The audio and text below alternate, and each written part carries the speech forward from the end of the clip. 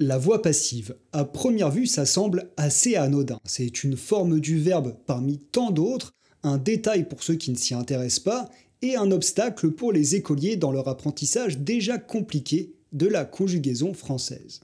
Et pourtant, c'est tellement important. La voix passive a le pouvoir de changer radicalement notre perception d'une action, en redistribuant les rôles entre celui qui accomplit et celui qui subit. Bref, que vous soyez amené à écrire ou à analyser un texte, il ne faudrait surtout pas passer à côté d'une voix passive. La voix passive permet d'inverser les rôles, comme je vous le disais. Elle peut faire basculer notre attention du personnage qui agit vers celui qui subit. Elle donne donc du relief à un propos en nous invitant parfois même à ressentir de la compassion. Je m'explique. À la voix active, c'est-à-dire dans une phrase typique aussi traditionnelle et simple que possible, le sujet du verbe accomplit l'action et le complément du verbe, le complément d'objet, la subit. Observez cette phrase. L'ogre écrasa brutalement la jambe du petit Pousset.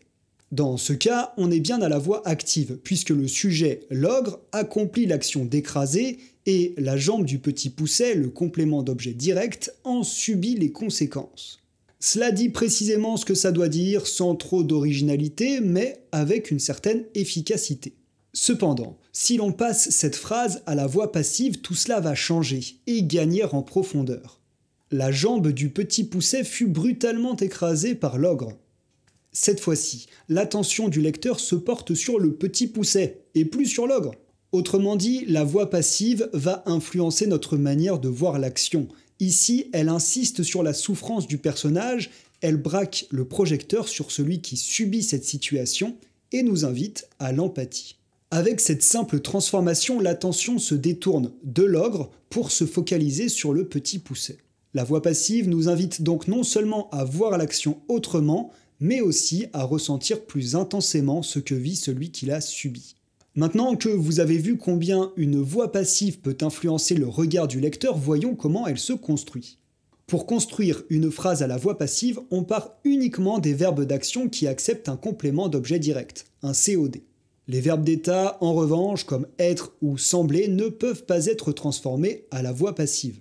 Prenons les verbes danser et manger, ce sont des verbes d'action et ils appellent tous deux un COD. Par exemple, on peut dire les jeunes dansent le tango, COD, ou le cheval mangera une pomme, COD.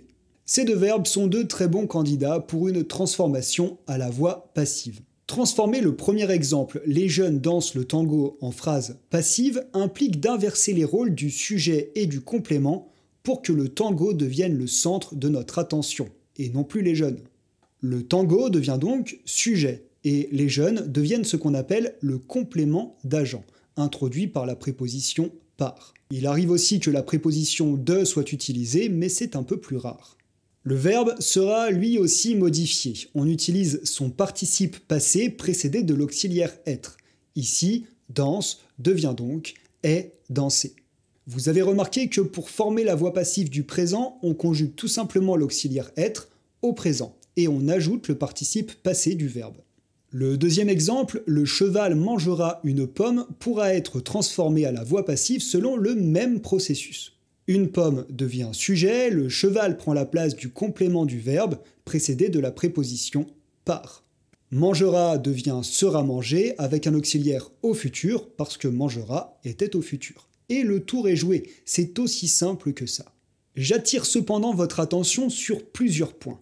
Dans ces exemples, le complément, que ce soit à la voix active ou à la voix passive, peut être supprimé. Cela changera nécessairement le sens de la phrase, mais il faut savoir qu'il existe des phrases à la voix passive sans complément d'agent. On ne sait donc plus qui accomplit vraiment l'action. Pour reconnaître la voix passive, il faut donc se focaliser sur la forme du verbe ou son sens pour s'assurer qu'on est bien à la voix passive, et non pas reposer votre analyse sur la simple présence du complément d'agent.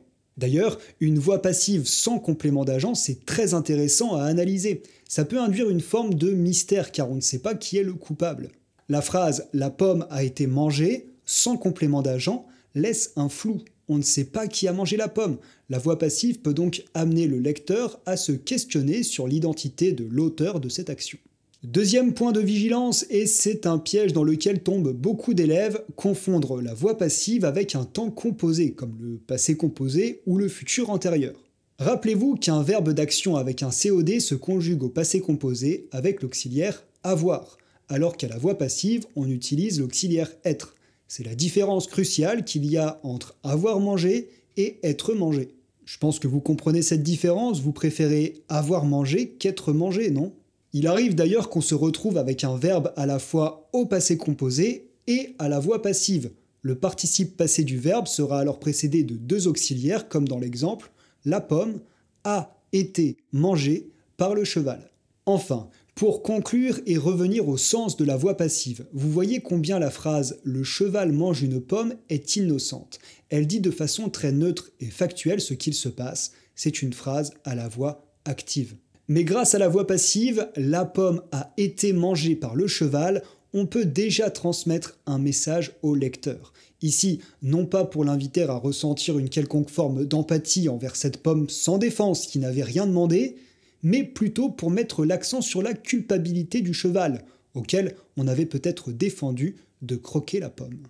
En résumé, le choix du sujet d'une phrase est une décision importante pour l'auteur, car c'est lui, le sujet, qui concentre toute l'attention du lecteur. La voix passive constitue donc un outil efficace pour subtilement modifier le regard que l'on porte sur l'action, et elle permet de susciter une réaction particulière. C'est à vous d'en faire bon usage pour guider votre lecteur, ou de l'analyser dans les textes que vous lisez pour comprendre sur quel point l'auteur cherche à attirer votre attention. J'espère que ce cours vous a permis d'en apprendre plus sur la voix passive.